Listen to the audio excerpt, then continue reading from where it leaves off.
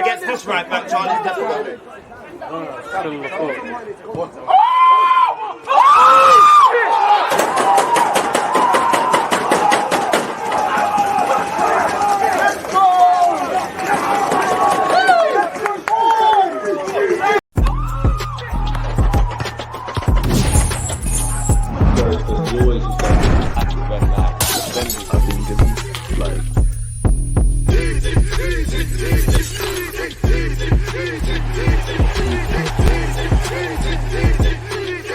People deluded, I'm back again. Come on, Ian. Man. Come on. People deluded, I'm back again. During the introduction of this, in typical DG fashion, I've actually spilt my coffee on myself, but the show must go on. There's no do-overs. I hope everyone's doing well and safe. I hope you're all blessed. As usual, to my regular supporters, appreciative to have you lot tuned back in. If you're new here, hit the subscribe button. Everybody do me a favor, get the creative juices flowing, and remember to leave a comment when this video is done across everything we discuss. And the journey to 70,000 subscribers is alive and kicking, so make sure you're smashing the like button. Now, again, you know, the international break is basically over. We're going to war on Sunday against Manchester City, but in the meantime, all we've really got is the talking points that flow online, people. So let's go over a lot of them. Apparently, there's some injury updates. Again, the Osmans, the Yokerezes, all of these guys, their names are still being floated. So let's get straight into it. Now, some reports, apparently, according to reports, Arsenal may be in a position to outbid Chelsea as Premier League clubs race to sign Victor Osimhen in the summer. I mean, since Chelsea, well, since Abramovich, they've been flexing their money. Since the new takeover, they've been flexing their money. They've spent £1 billion, and with them not being in the Champions League and on paper not having that much to show for it, I'm not too sure they're in a position to spend before they sell players. A bit of the similar rhetoric from last season, in which Kovacic, Kai Havertz, Mason Mount, almost forgot his name, all departed Chelsea. So maybe that's because of that. Maybe, you know, they might be richer than us, quote unquote, in line with what they're doing, but because we're in a lot more healthier stead, we're in a position to flex our muscles. I actually am starting to believe, well, on one hand, I believe Osimhen's going to end up in the Premier League, but on the other hand, I'm starting to believe he's going to end up at a club that isn't historically linked or been historically linked with him. As you know, Arsenal, Chelsea, PSG, and a bunch of others have been linked with the Nigerian international and current Napoli forward, who recently signed a new deal with an interesting release clause around the £100 million region. Allegedly, people, Ben Jacobs thinks Arsenal could outbid Chelsea. Arsenal like Joshua Zirkzee. They've been scouting Victor Goyacárez too. I think it's less likely at this stage that they're too aggressive on Victor Osimhen. PSG are maybe the more likely destination. But if Osimhen decides he wants to come to the Premier League and Arsenal enter the race, Arsenal can go head-to-head. They may even get ahead, financially speaking, of Chelsea, people. So we'll have to see. Apparently, there's understood to be €100 million release clause in Yokerez's contract, and Sporting Lisbon expect this to be triggered or bettered this summer. I mean, they can't expect 100 odd million. You know, there probably will be some haggling done. Allegedly, Jacobs has said, understanding is that Victor Yokerez is on Arsenal's list of striker options for the summer. The 25-year-old has 36 goals in all comps. Sporting expect the 100 million release clause to be triggered or better for a more preferable deal structure. They spent 20 odd million quid on him. Chelsea, so it'd be a good profit. Chelsea sources deny any January bid for Yokerez, despite some reports at the time. Chelsea have other options in mind for this summer, and Victor Osimhen still can't be ruled out despite the cost and PSG's firm interest. Arsenal could still move for Ivan Toney, and there's even a chance they'll wait if it becomes clear free agency is likely in 2025. Arsenal have also considered Bologna's Joshua Zirkzee, who is on Milan's radar as well. I mean, Arsenal have shown they're prepared to wait if they don't get the right option. And I mean, Ivan Toney, to anyone that wants to listen to him, says, I want to leave Brentford, respectfully to them. I don't believe we're going to go for Ivan Toney, even though I wouldn't be against it. And recent other journalists have kind of had conflicting news towards what Ben Jacobs is saying here, people. Big up Tom Canton, my guy. He's offered his thoughts on football.london. He said Victor Yokerez is on Arsenal's transfer list as Edu refines striker search with 7 more assessed. You'd imagine there's even a lot more than that. But for what it's worth, my guy has written in this article, Arsenal are following the progress of Sporting CB striker Victor Yokerez closely and holding interest in the Sweden international better yet Swedish, ahead of the summer transfer window. Football.London understands the 25-year-old fulfills plenty of characteristics that the Gunners are looking towards this summer. Having scored 36 goals and added a further 14 assists in all comps, the former commentary man has propelled himself amongst the most highly regarded players in Europe right now. Arsenal see the central forward position as a primary area of focus in the summer market, but Gyökeres is not necessarily the only player the club is assessing, and it can't be, because you could go after him as much as you want. If he says, I want to go elsewhere, you're left in the lurch. So rightly so, we should have a bunch of various targets, according to their age profile. Some might be more seasoned than others. Maybe, I'm of the belief that, we might go for another kind of Trossard-y kind of player. And what I mean by that is not like for like per se, but Trossard can play as a false nine, play on the right and play on the left. Obviously, he's played more on the left and up front than on the right, but you get the point. A versatile attacker that carries a goal threat that kind of adds on to what we've got already, and the goals generally being spread out among the team. And at 25 years of age, Victor Gyökeres, he's of that perfect kind of mid-range in that he's not his early 20s. So there's a certain foundation there. I'm not one of these guys that goes, oh, he's 29, he's 30, he's finished, but he's not towards the latter ages. He's of that mid-range where he can grow with everybody in the squad. The core nucleus of our team is the kind of early give or take to mid-20s, the Martinellis, the Salibas, the Gabriels, the Kai Havertzes now, the Martin Odegaards, and plenty of others that I haven't actually said. They're Timber to come back as well, and many others, people. Sources have explained that the top young striker category is the parameter, I can never say that, parameter to which they have narrowed their search. This would encompass a number of forwards across the world's top leagues right now, but also potentially exclude several previously talked about players. Tony is a key one, with Football.London having reported in early February that a winter move was not as likely as had been suggested elsewhere. Furthermore, a move for the England international in the summer also looked all the more unlikely, with Tony no longer fitting the profile the club have switched to. 22-year-old Santiago Jimenez, who obviously plays for Feyenoord, is one mentioned at the beginning of the campaign, and with 24 goals this season, he too is likely to be on the list of monitored forwards. Ivan Nilsson of Porto, who faced Arsenal in Europe in the Champions League, sorry, I'm reading two things at once, has 22 goals this season, and the 24-year-old has added 6 assists to his tally. I'm not a fan of Ajax's Brian Brobbey, but he has 28 goal contributions. Openda, who was at Lons and obviously at Leipzig, has 27 goal contributions. Victor Boniface, who at the moment is nursing an injury but has been linked before, has 24 goal contributions. And we're still linked with Victor Osimhen. Isaac's been floated, but it's going to cost a lot of money, and I can't see that happening, people. So we'll have to see. Essentially, it's just all guesswork, because nobody knows internally what the club is doing. Allegedly, people, Chris Wheatley has spoken on Ivan Toney and said that we were not impressed by his behavior.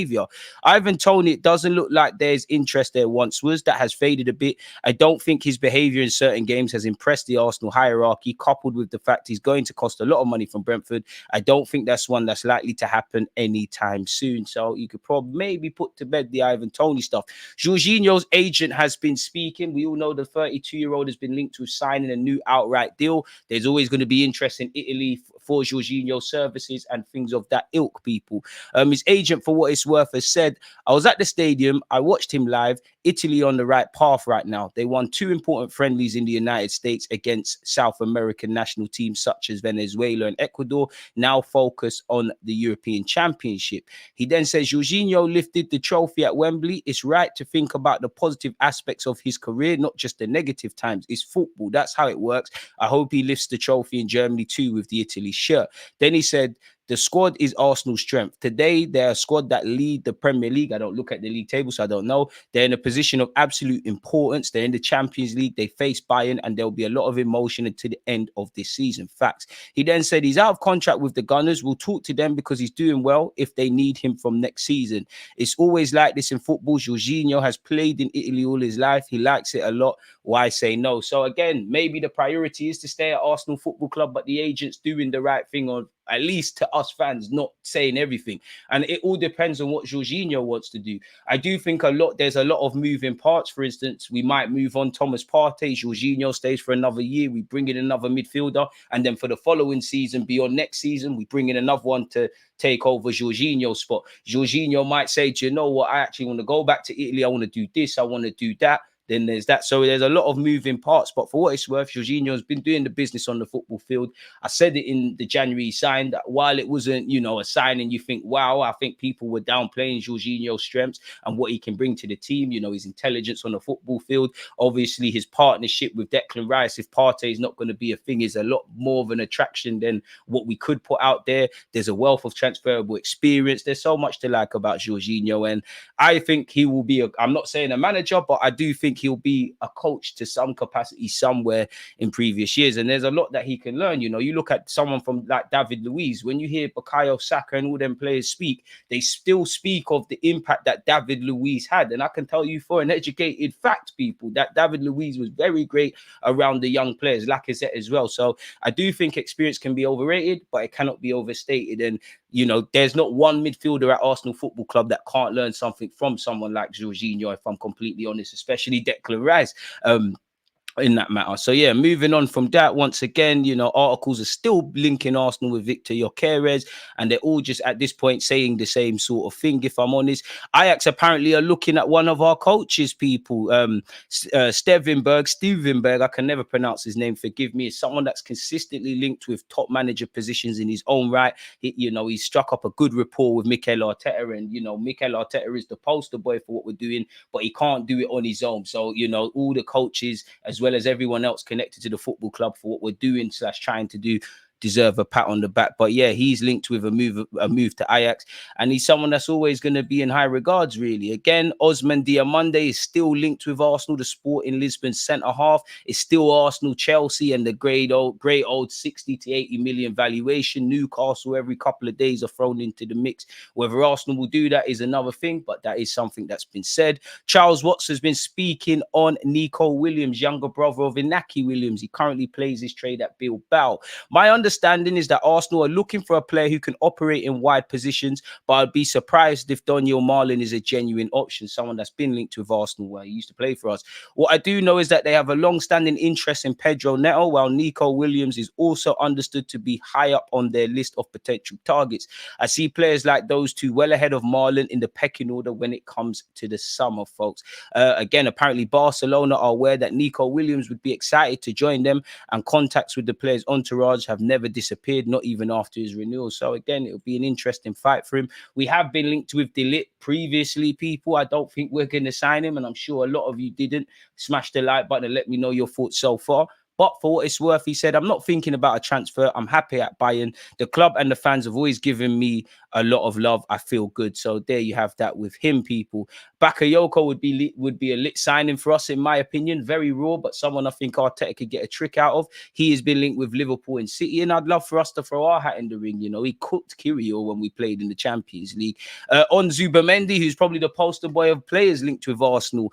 Sky Germany reporter Florian Plattenberg has said Martin Zubamendi, the 25-year-old, is still one of the most interesting candidates for the defensive midfield of Bayern. Bayern definitely wants to sign a number 6.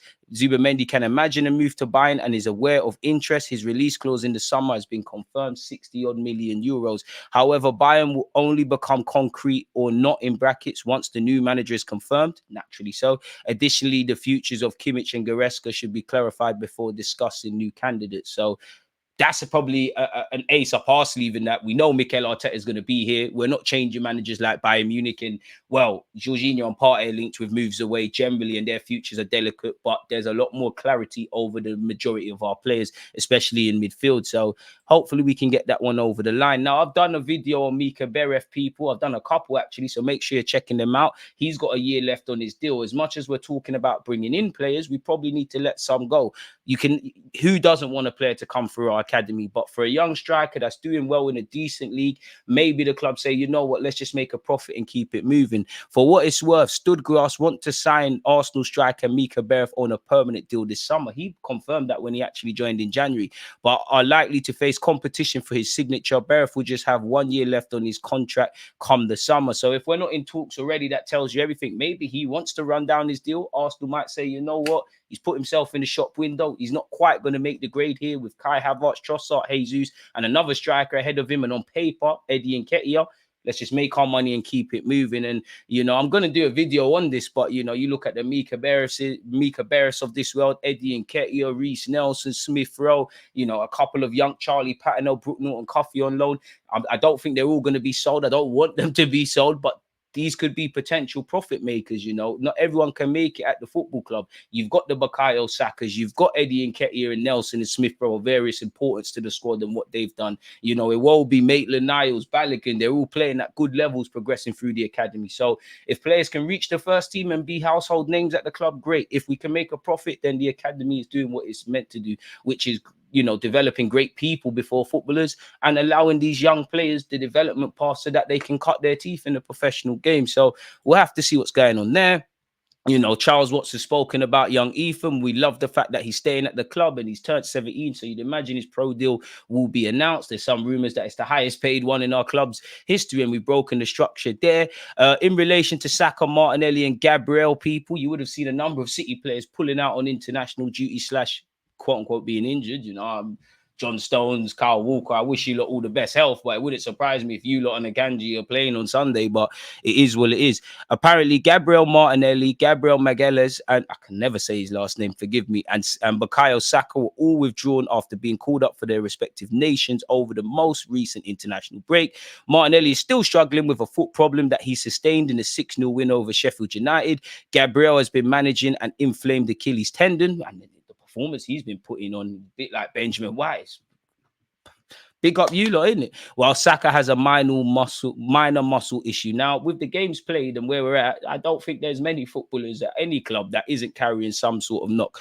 All three are working hard in the hope of making a return for Sunday's match. Rumours had suggested that Martinelli could be out for the season due to his injury, but these are understood to be wide of the mark. Edu and Arsenal's medical team were in close dialogue with the Brazilian national team before deciding to withdraw Gabriel from Brazil's squad for the friendlies against England and Spain. As we know, Saka reported to England training with a muscle complaint and was initially made to train away from the boys, but has since left. So we'll have to see. And as we know, Partey and Tomiyasu played against QPR in the friendly, and they're on their way back. Zinchenko came off the bench for Ukraine as they confirmed playing qualifying for Euro 2024, and Kyrgios actually played 120 minutes for Poland. So and you know, we just went over Jorginho. He played in America. Now, I'm no medical man, but you know, the amount of minutes in the legs, the traveling, all of that sort of stuff. With us got 12 games left on paper, you want these boys to be wrapped in cotton wool, and we hope that Timber and everyone else who's got injuries can return.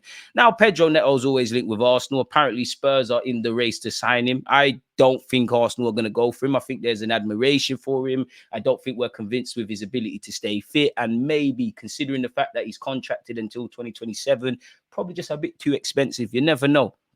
But Romano, for what it's worth, has said Arsenal have some wingers in their sight for the summer, but while it's normal to see a long list of names linked with clubs in this situation, who's really emerging as the main options on Arsenal's list? Pedro Neto is a player Arsenal like and have looked at before, but we will have to wait for Wolves to decide initial price tag to understand what Arsenal, Spurs and more clubs will decide to do.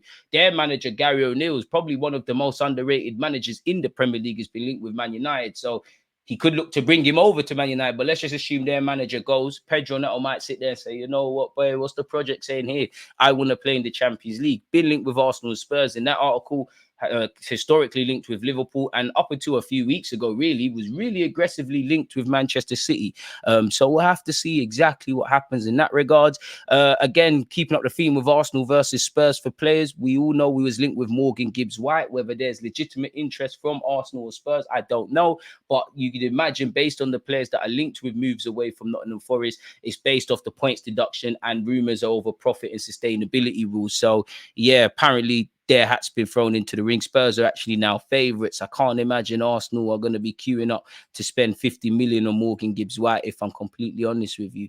But there you have that. And we've already gone over Romano's comments, but apparently he's also spoken on Nico Williams. Has said Nico Williams has also been monitored by Arsenal, and his 50 million euro release clause is there. I've been saying for a while that there are multiple clubs closely following the situation. It's not only Arsenal for Williams, but Chelsea have also been scouting the boy, but many other clubs too. it's looking like being a really open race, which is good news for his for the man, in fact, because if it's a release clause, it doesn't really matter where he goes, people. So we'll have to see exactly what's happening. But in relation to, Arsenal news, that appears to be everything. As I said, smash the like button. Let me know your thoughts and everything discussed. Check out the rest of the content. Most importantly, stay in good health, stay blessed, stay safe, and I'll see you all again soon. Peace.